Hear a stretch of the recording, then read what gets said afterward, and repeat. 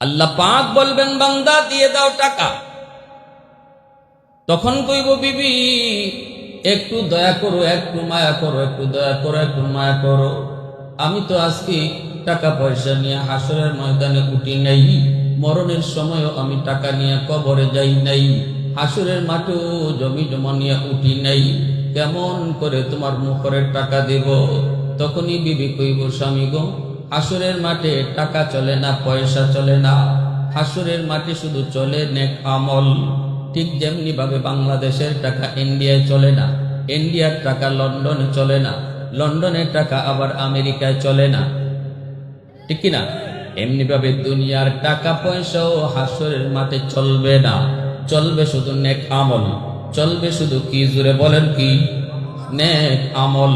তখন বিবি কইব আমার 10 লাখ টাকা মোহর, 7 লাখ টাকা মোহর, 4 লক্ষ টাকা মোহর দিছ, শুধু মাত্র 1 লক্ষ, বাকি রয়েছে আরো 3 লক্ষ। এই 3 লক্ষ টাকার বিনিময় হিসাবে তোমার নামাজের সওয়াব দিয়ে দাও, তোমার হজের সওয়াব আমাকে দিয়ে দাও, তোমার রোজার সওয়াব আমাকে দিয়ে দাও, তোমার লক্ষ লক্ষ টাকা মসজিদ মাদ্রাসায় দান করার সওয়াব দিয়ে দাও। এই বইলা সবগুলা নেকি তার কাছ থেকে নিয়া স্বামীকে নিঃস্ব বানায় দিবে। এজন্যই নবী বলেছেন তোমাদের ভিতরে অসহায়, দুর্বল আর গরিব মানুষ ওই ব্যক্তি নয় যার দুনিয়াতে কোনো সম্পদ নাই, সে গরিব নয়। গরিব হলো যেই মানুষটা হাসরের মাঠে নেকির পাহাড় লইয়া উঠবে, কিন্তু মানুষের হক দিতে দিতে সব শেষ হয়ে যাবে, সেই হলো তোমাদের ভিতরে সবচেয়ে বড় গরিব, ঠিক না? উঠবে নাকি পাহাড় পরিমাণ লইয়া, কিন্তু এদিকে বউর মামলা, এদিকে বাইয়ের মামলা, ছোট বাইরে ঠগাইছে, ছোট বাইরে টাকা পয়সা তার হাতে জমছে, হে তার নামে জমি রেজিস্ট্রি করে রয়েছে, ছোট বাইরে ঠগাই দিছে, এদিকে বুন্ডে জমি দিছে না, এদিকে প্রতিবেশীর জমি রাতের বেলা খালি গিয়া শিম টেলছে, জমিতে গেছে ক্ষেতের আইল কাটছে। এরকম অভিযোগ লইয়া হাসরের মাঠে উঠবো, তার জিন্দিগির সব নমাজ, রোজা, হজ, জাকাত, দান, সদকা সব এই মানুষগুলারে দিতে দিতে সে একদম নিঃস্ব হয়ে যাইব। এরপরও রসুল কয় আরো ফাওনাদার থাকবো, তখন ফাওনাদারের গুনাহ তার ঘাড়ে চাপাইয়া দেব। নাউজুবিল্লাহ, জোরে কম।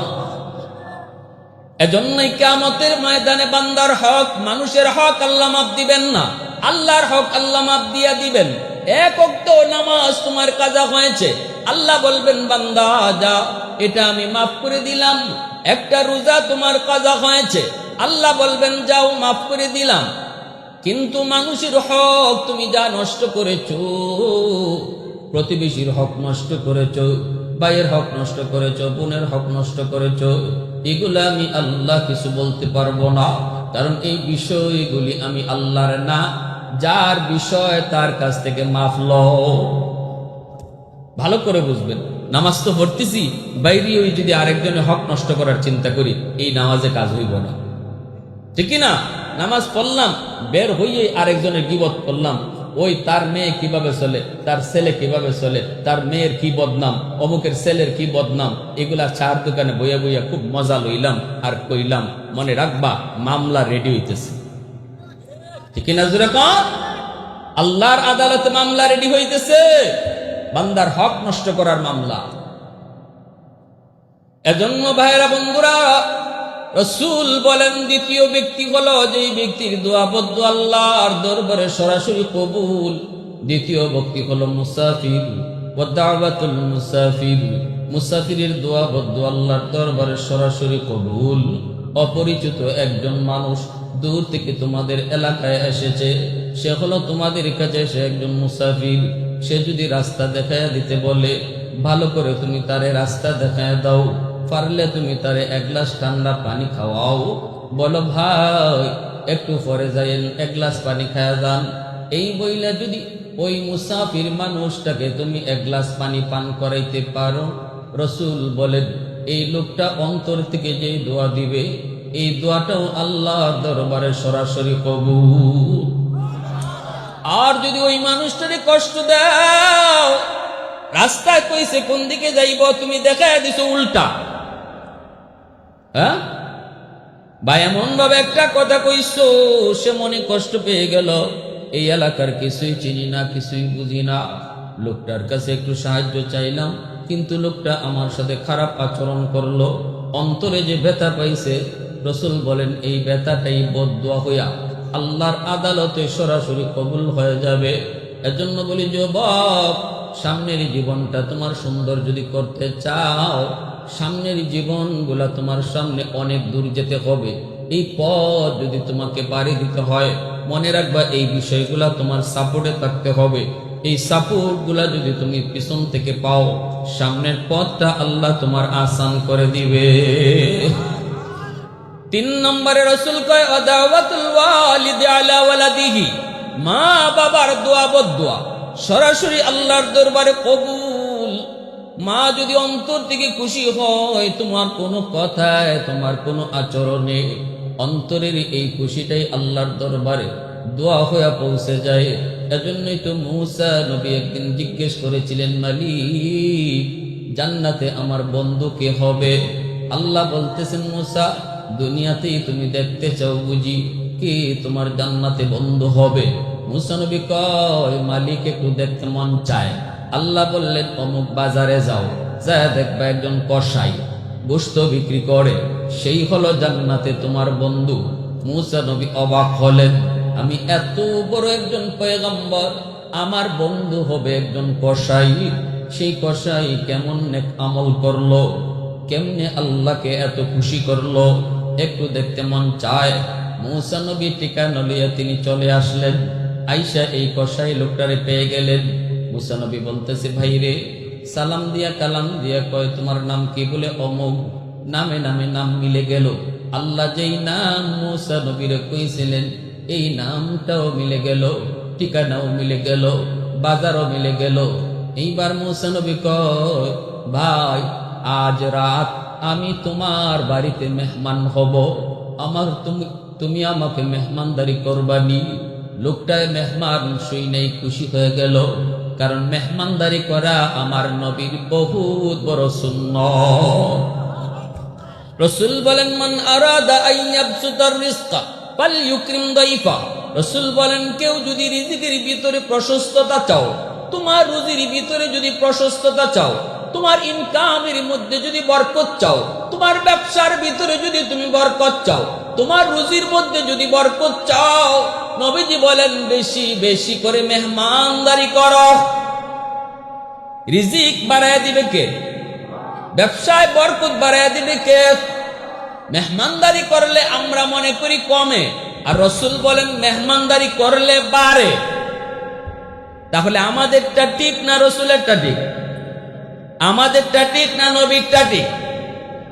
আমরা মনে করি কেউরে খাওয়াইলে কমে, আর রাসূল কয় কেউরে খাওয়াইলে বাড়ে। সুবহানাল্লাহ জোরে তো। এজন্যই ভাইরা বন্ধুরা, ওই লোকটায় কই ঠিক আছে আপনি আসেন আমার বাড়িতে মেহমান হন। ওই কসাই লোকটা মূসা নবীকে তো আর চেনে না, মূসা নবীও তিনি তার পরিচয় দিলেন না। এই লোকটার বাড়িতে তিনি মেহমান হলেন। কি জন্য মেহমান হলেন? আমল কি করে সেটা দেখার জন্য। কোন আমলের কারণে জান্নাতে মূসা নবীর বন্ধু হবে। বাড়িতে যায় দেখেন মা দুঃখিনী বৃদ্ধা, কবুতরের মতো ছোট হয়ে গেছে, মা বিছানায় পইরা বাঁকা হয়ে গেছে। ওই মাটাকে যাইয়েই সবার আগে কুলে উঠাইয়া কপালে চুমা খাইতেছে। মা সন্তানের কাছে আগে যায় নাই, বউর ঘরেও আগে যায় নাই, পোলা পানের মাথা আগে হাত দেয় নাই, সুজা দেয় মার রুমে ডুইকা মাকে কুলে লইয়া কপালে চুমা খাইছে। এরপরে মাকে খাওয়াইতেছি তুলায় তুলায়া, মাকে সে খাওয়াইতেছে তুলায় তুলায় খাওয়াইতেছি। শিশুকালে যেইভাবে শিশু বাচ্চাটারে মা তুলায় তুলায় খাওয়া, এইভাবে মাকে সন্তানে তুলায় তুলায় খাওয়াইতেছে, এইভাবে তুলায় তুলায় খাওয়াইতেছে। মনে রাখবেন একটা হাদিস কইলেই ফাঁকে দিয়ে মনে পড়ছে। সাহাবী একদিন বলতেছে, নবী গো, আমার আম্মা শিশুকালে আমাকে যেইভাবে তুলায় তুলায় খাওয়াইতো, এইভাবে আজকে আমি মারে তুলায় তুলায় খাওয়াই। শিশুকালে আমার মা আমার প্রস্রাব পায়খানা যেইভাবে পরিষ্কার করত, আজ আমি বৃদ্ধা বয়সে মার প্রস্রাব পায়খানা পরিষ্কার করি। আমি মাকে তেল মালিশ করে দেই, আমি মার চুলটা আশ্রয় দেই। শিশুকালে আমার মা আমাকে যতটা আদর স্নেহ করেছে গো নবী, আজ আমি এই রকম আদর আর মায়া মাকে করি। বদলা ওইসে নি, সমানে সমানে ওইসে নি। রসুল কয় জীবনও সমানে সমানে হয় নাই, কখনো হবেও না। আকাশ পাতাল বেশ কম। আল্লাহ আকবার জোরে বলেন। সাহাবী কয় ইয়া রাসূলুল্লাহ, কেন গো নবী বেশ কম কই? মা যা করছে আমি তো তাই এখন করতেছি। আমার পাশে মা ঘুমাইছে, আমিও এখন মার পাশে ঘুমাই। বদলা তো সমানে সমানে হবে না কেন? ঋণ কি সুদ হইল? রসুল কই ঋণ সুদ হয় নাই। খেদমত তফাত, আকাশ পাতাল তফাত। আল্লাহ নবীর কাছে সাহাবীরা জানতে চাইলেন, নবী গো আমরা তো কোনো তফাত দেখি না, আমরা তো কোনো বেশ কম দেখি না, আপনি কোত্থেকে বেশ কম বলেন? নবী বলতেছেন তফাতটা আমি বুঝাতে চাউরি যুবু, তাহলে মাকে রাজি করতেই হবে, বাবাকে রাজি করাইতেই হবে। বাপ মারে খুশি রাখলেই আল্লাহ খুশি, বাপ মা যদি খুশি না থাকে আল্লাহ খুশি না। কিনা জোরে বল। ফিসাবরে তুমি খুশি করবা, অসুবিধা নাই। ফিসাব যদি তিনি খাঁটি আল্লাহর ওলি হন, তাহলে ফিরকে আপনি খুশি করো। যাও তার দরবারে মুরগি লিয়ে যাও, তারপরে ছাগল লিয়ে যাও, তার দরবারে তুমি গরু লিয়ে যাও, তার দরবারে তুমি হাতি লিয়ে যাও, অসুবিধা নেই, আমি নিষেধ করব না। কিন্তু পীর সাহেব খুশি থাকলে আল্লাহ খুশি, হাদিস পাই নাই রে যুবু। মা বাবা খুশি থাকলে আল্লাহ খুশি, হাদিস পাওয়া যায়, ঠিক কিনা? শ্বশুর শাশুড়ির আম্মা কয়ে ডাকো, নিষেধ নাই। শ্বশুর শাশুড়িরও খুশি রাখো, কিন্তু শ্বশুর শাশুড়ি খুশি থাকলে আল্লাহ খুশি, হাদিস পাই না। হাদিস পেয়েছি বাপ মা খুশি থাকলে আল্লাহ খুশি। কষ্ট হইতেছে আপনাদের নাকি? কইতেছেন হুজুর আসলো ওয়াজ করতে, না আমরা সিলাইতে আইছি? কষ্ট হইতেছে? আল্লাহ নবী রহমতের নবী বলেন, বাপ মা খুশি থাকলে কে খুশি? বাপ মা রাজি না থাকলে কে নারাজ? আল্লাহ নারাজ। এজন্যই মনে করেন নবী বলেন তিন ব্যক্তির দোয়া বদদোয়া আল্লাহর দরবারে সরাসরি কবুল। সালাসাতুন দাওয়াতুম মুস্তাজাবাতুন লা শাক্কা ফি, দাওয়াতুল মাজলুম ওয়া দাওয়াতুল মুসাফির ওয়া দাওয়াতুল ওয়ালিদি আলা ওয়ালাদিহি। নবীজি বলেন মজলুমের দোয়া বদদোয়া সরাসরি আল্লাহর দরবারে কবুল হয়ে যায়। দুর্বল মানুষের উপরে কখনো তোমরা জুলুম করবা না। সমাজের ভিতরে একদল মানুষ, প্রভাব রয়েছে, শক্তি রয়েছে, টাকা রয়েছে, ক্ষমতা রয়েছে। এই ক্ষমতার কারণে, টাকার কারণে, গোষ্ঠীর কারণে দুর্বল কিছু মানুষের উপরে জুলুম করে।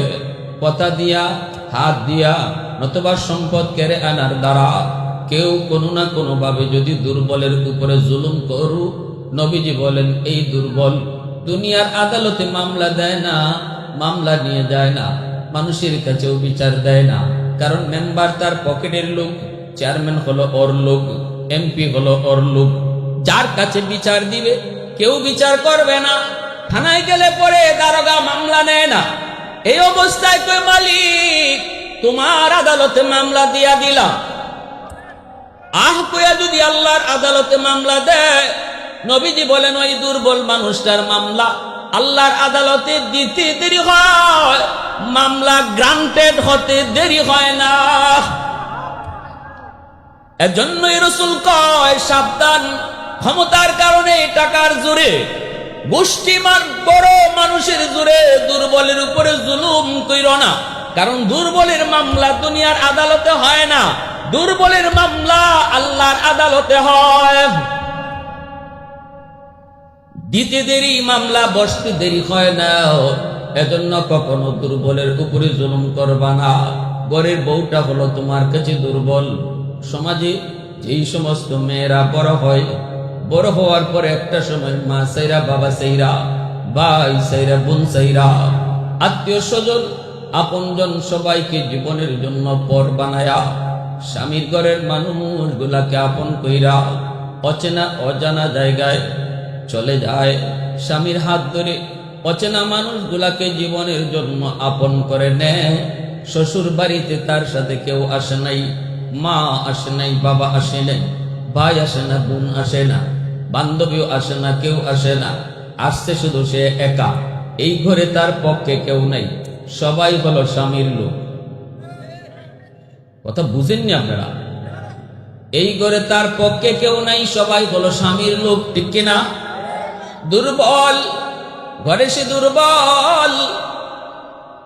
জীবনের জন্য মা বাবার মায়া মহব্বত ভালোবাসা সব কিছুকে চিরদিনের জন্য পর বানায়া স্বামীকে আপন কইরা যেই মেয়েটা এই ঘরে আসলো, এই ঘরে সে তোমার কাছে দুর্বল রে স্বামী।